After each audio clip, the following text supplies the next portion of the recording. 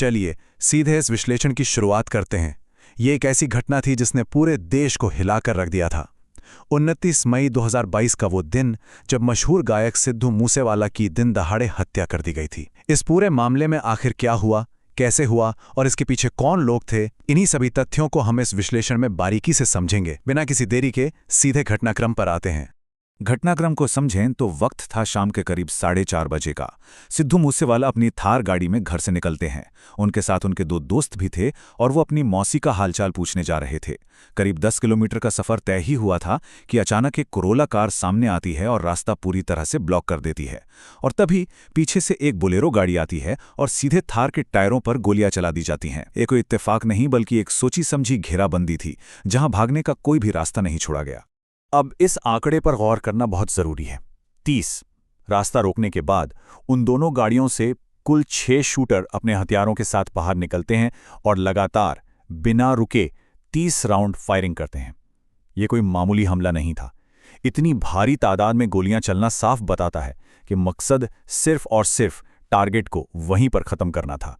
और उन 30 गोलियों में से 19 गोलियां सीधे सिद्धू मूसेवाला को लगती हैं। इसी वजह से मौके पर ही उनकी दर्दनाक मौत हो जाती है। हैरानी की बात यह है कि पीछे बैठे उनके दोनों दोस्तों को सिर्फ गोलियों के छर्रे लगते हैं और वो इस जानलेवा हमले में बच निकलते हैं। मतलब निशाना पूरी तरह से सटीक और एक ही शख्स पर केंद्रित था।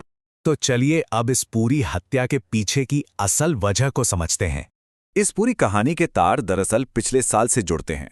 शुरुआत होती है विक्की मिद्दूखेड़ा नाम के एक शख्स की हत्या से, जिससे 20 गोलियां मारी गई थी। जब पुलिस उन हत्यारों को पकड़ती है तो वो पूछताछ में सिद्धू मूसेवाला के मैनेजर शगनप्रीत का नाम लेते हैं। अरेस्ट होने के डर से शगनप्रीत तुरंत ऑस्ट्रेलिया भाग जाता है। बस यहीं से बदले की आग भड़कती है। लॉरेंस बिश्नोई गैंग को पूरा यकीन था कि मिद्दूखेड़ा की हत्या के पीछे मूसेवाला का ही हाथ था और उसी ने अपने मैनेजर को देश से भागने में मदद की। इसी वजह से वो उनके निशाने पर आ गए। अब आते हैं इस विश्लेषण के सबसे जरूरी हिस्से पर, पुलिस की अब तक की कार्रवाई। उन 6 शूटरों का आखिर हुआ क्या? दरअसल इस हमले के बाद दिल्ली पुलिस ने तुरंत एक्शन लेते हुए 3 शूटरों को गिरफ्तार कर लिया। 2 शूटर एक लंबी और बेहद खतरनाक मुठभेड़ में मारे गए। ये एनकाउंटर करीब 4 घंटे चला था, जिसमें कुछ पुलिस वाले भी घायल हुए थे। और जो आखिरी एक शूटर बचा था उसे नेपाल बॉर्डर से भागते वक्त दबोचा गया। यानी ग्राउंड पर जिन्होंने गोलियां चलाईं उन सभी 6 लोगों पर तुरंत शिकंजा कसा गया। लेकिन इन शूटरों के पास हथियारों का जो जखीरा था वो सच में चौंका देने वाला है। उस वक्त एक अफवाह काफी उड़ी थी कि अगर मूसेवाला उस दिन थार की जगह फॉर्च्यूनर गाड़ी में होते तो शायद उनकी जान बच जाती, पर सच्चाई बहुत अलग है। इन्वेस्टिगेशन से पता चला है कि इन हमलावरों के पास मिलिट्री ग्रेड हथियारों का बैकअप था।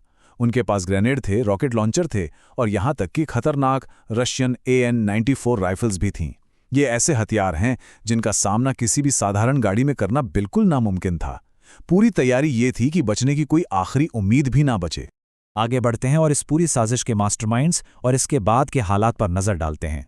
सबसे हैरान करने वाली बात यह है कि इस पूरे ऑपरेशन को कंट्रोल करने वाले लोग ग्राउंड पर थे ही नहीं। मुख्य साजिशकर्ता लॉरेंस बिश्नोई एक हाई सिक्योरिटी जेल के अंदर से बैठकर यह सब चला रहा था और इसका साथी गोल्डी बराड़ 7 समुंदर पार कनाडा से सारी प्लानिंग कर रहा था। इस घटना के बाद अगर ध्यान दिया जाए तो लोगों की राय साफ तौर पर 2 हिस्सों में बढ़ गई है। एक तबका जो मूसेवाला के समर्थन में खड़ा है और दूसरा वो जो इसके विपरीत राय रखता है। यह पूरे समाज में एक गहरा विभाजन दिखाता है।